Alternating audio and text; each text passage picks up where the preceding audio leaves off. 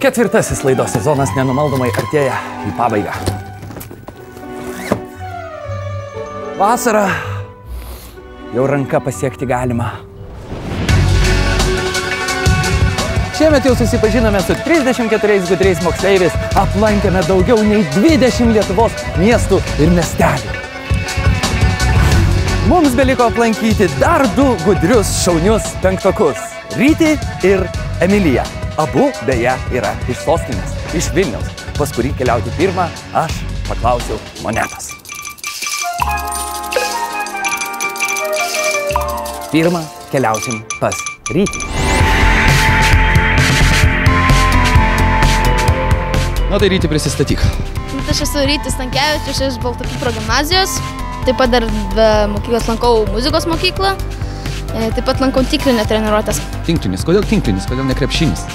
Na, krepšinį man labai patinka žiūrėti negu žaisti, o tinklinis mane labai vilioja jau nuo 1 klasės. Klausyk, apie muzikos mokyklą. Kaip čia? Ko groji? Birbynę. Birbynę? Taip.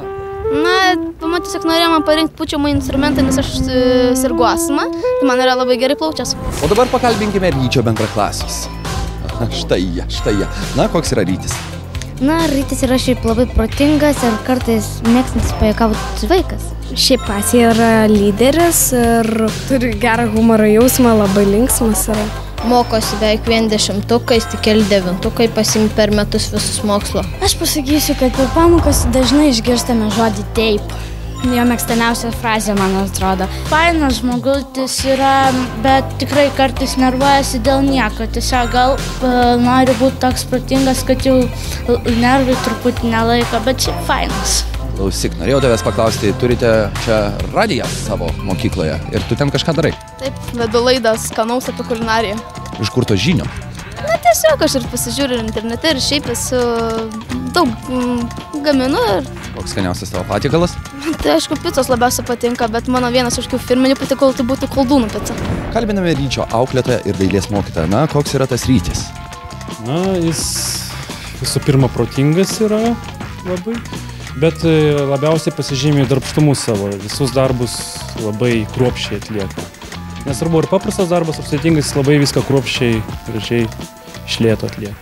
Ką planuoji ateityje veikti? Kokia tavo svajonių profesija? Na, nuo mažens svajonių profesija yra daktaras, nes jau nuo 3 metų domiuosi. Jau gal kažką jau ir gydai? Taip, jeigu nebūna mamos, kadangi mano mama irgi daktarė, kai jos nebūna, tai jeigu koks netyčia giminaitis serga, tai paslaugau. Paslaugai, pagydai. Paslaugus berniukas. O, tas Rytis, paslaugus berniukas. Kągi, Rytis. Dedame pliusiuką ir liko tik viena vienintelė Emilija šiame sezone, o po to vasara.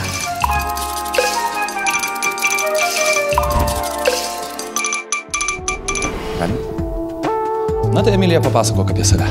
Esu Emilija, mokausi Vilniaus Simono Daukanto progimnazijoje.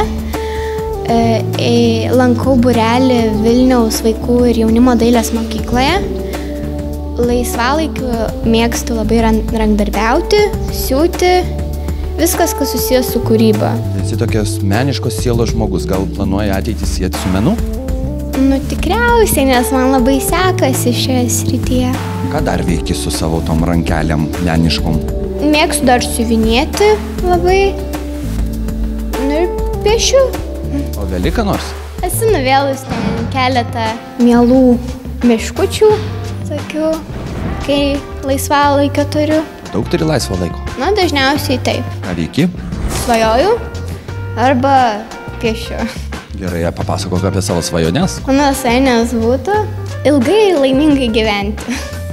Graži svajonė. Kokia yra Emilija? Nuostabi draugė, pastoviai padės bėdoje. Linksma, labai gražiai piešia ir labai draugiška.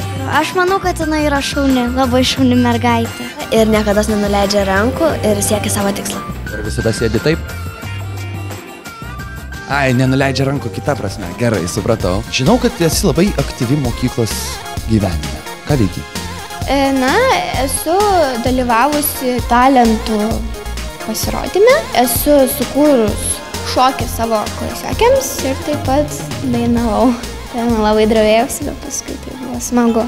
Emilija iš tiesų yra labai nuoširdus vaikas, labai gero būdo vaikas. Emilija labai gerai mokinasi mokykloje, jai sekasi visi mokomieji dalykai, labai domisi dizainu ir manau, kad visgi norėčiau palinkėti, kad Emilija galbūt sukurtų kažkada ateity savo dizaino namus. Koks gražus palinkėjimas. Kaip galvojat, kaip seksis pas mus? Aš manau, kad Emilija savo žiniomis ir gebėjimais turėtų iš tikrųjų jūs truputėlį nustebinti.